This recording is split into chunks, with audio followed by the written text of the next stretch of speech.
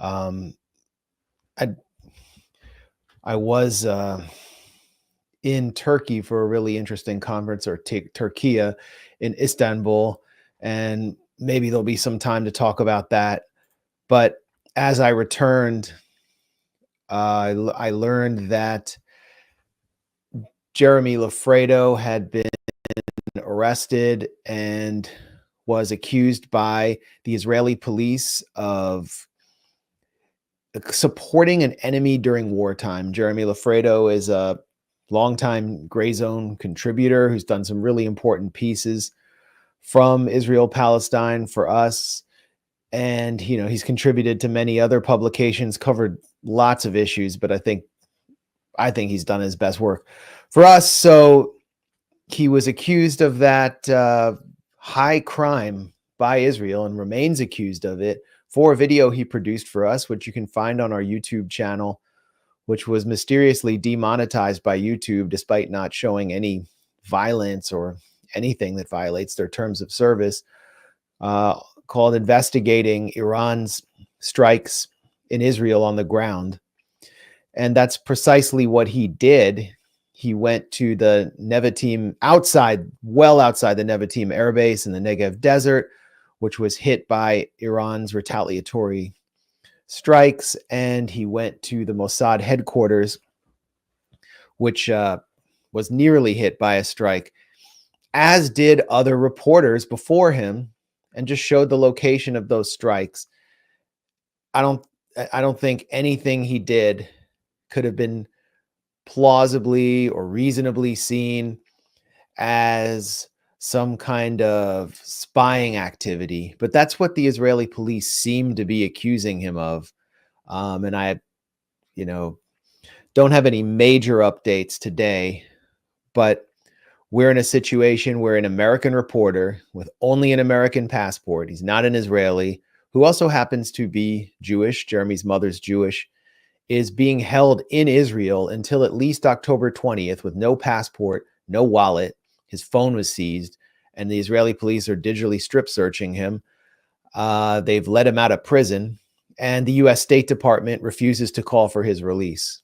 Aaron, I don't know if you have any thoughts or reactions to Jeremy's continued persecution, but I think it will be a significant diplomatic incident if they don't let him go.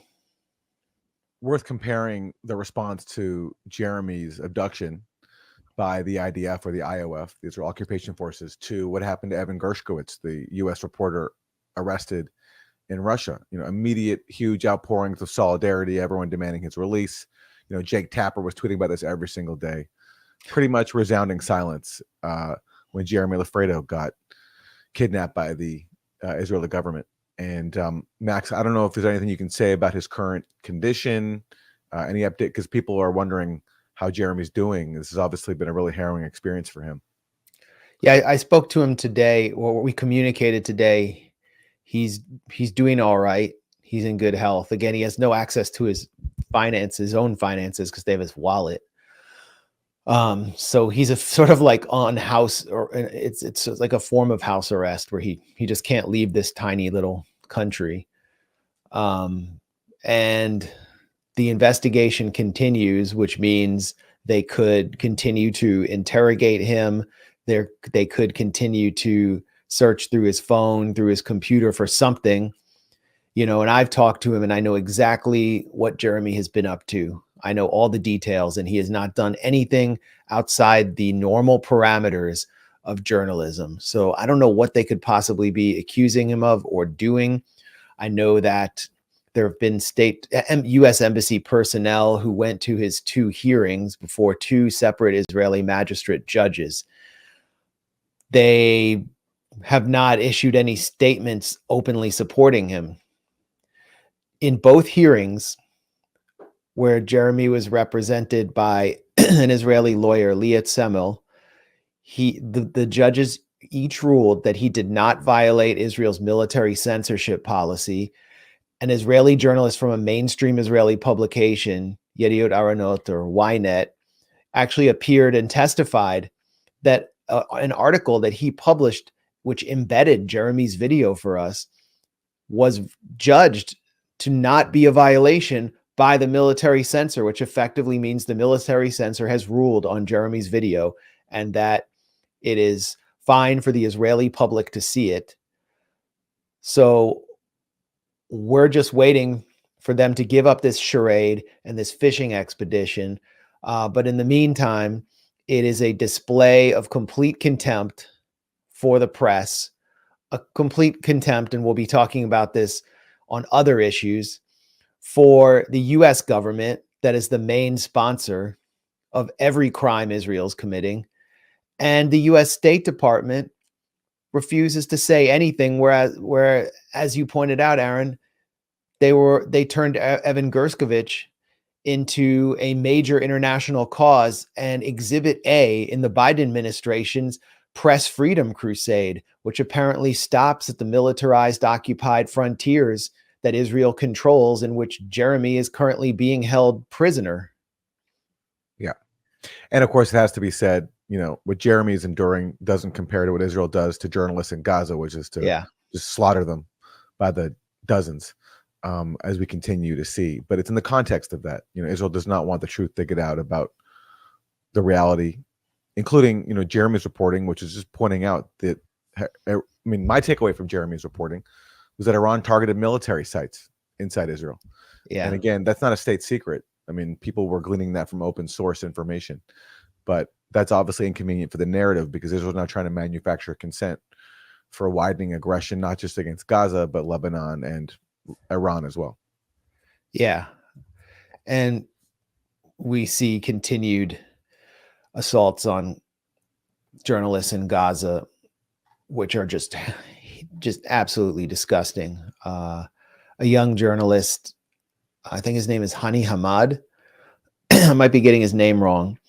He's 20 years old. He was getting text messages from the Israeli army warning him that they would kill him, because they were accusing him of publishing lies. He was killed in a targeted strike, and his body was returned in a shoebox because there was so little of him left. Another Al Jazeera journalist was paralyzed recently, and one of the few journalists, I think there are two journalists who communicate in the English language in the northern Gaza kill box of Jabalia. Hossam Shabbat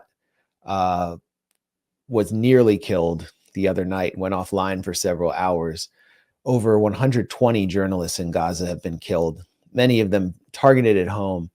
So this is an escalation. The contempt that was shown for Jeremy and his colleagues when they were arrested at a West Bank checkpoint by soldiers, blindfolded, roughed up, treated harshly. Apparently some had guns drawn on them. Some were photographed in front of Israeli flags and humiliated and suffered other forms of abuse. And the U.S. State Department has nothing to say. We are grateful, though, that the Committee to Protect Journalists, which had been muted at best on the slaughter taking place of journalists and media professionals in Gaza, stepped up and issued a really good statement on Jeremy's persecution.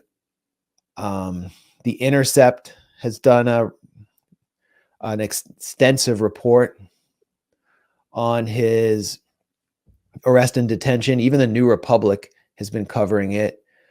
Who else do we have? The Freedom of the Press Foundation issued a kind of like an op-ed in The Guardian, which shows that this is not really working out well for Israel. You would think a publication like The Guardian would just ignore a Grayzone reporter with condescending scorn, but instead they published a op-ed that called out the State Department's double standards. And of course, the Freedom of the Press Foundation had to maintain its respectability within Western NGO circles, so they included the requisite denunciation of the Grayzone for supposedly publishing Russian and Chinese propaganda. They didn't really say what that was, but I don't really care. We're trying to get Jeremy out, and it's better than nothing. So I missed that. Yeah, it was by Seth Stern. They didn't really reach out to me. Oh, Navarra Media did a piece too, so we're grateful for them. And there's, the real heads on Twitter have been incredible, like in raising the alarm about this and driving this issue. All the people that we count on to support us have really gone to bat. So we really appreciate all of you watching and making noise and writing the State Department. The action alert is pinned to the top of should be pinned to the top of the Grayzone Twitter account. If it's not, it will be. But keep making noise. We don't know what's going to happen yet. The moment of truth is October 20th. That's when the judge gave them that date as a deadline for their investigation, the Israeli police's investigation. And what is the Israeli police? The Israeli police, in many ways, is Itamar Ben-Gvir, the Minister of Security, who's the most extreme member of Israel's government. I mean, if there's a competition, though, they're all pretty extreme. He presents himself in the most extreme fashion, calls for mass executions of Palestinian prisoners, wants to destroy the Al-Aqsa compound, has turned parts of the police into his own personal settler militias. We don't really know personally who's driving this prosecution, but it's not rational. It is not a real investigation. There's no evidence for them to gather on Jeremy supporting an enemy. The Grayzone is not connected to any government in any fashion or any parastate political organization. So it's time to, when the fishing expedition fails and you don't catch anything, it's time to cut bait. And that's what the State Department should be saying.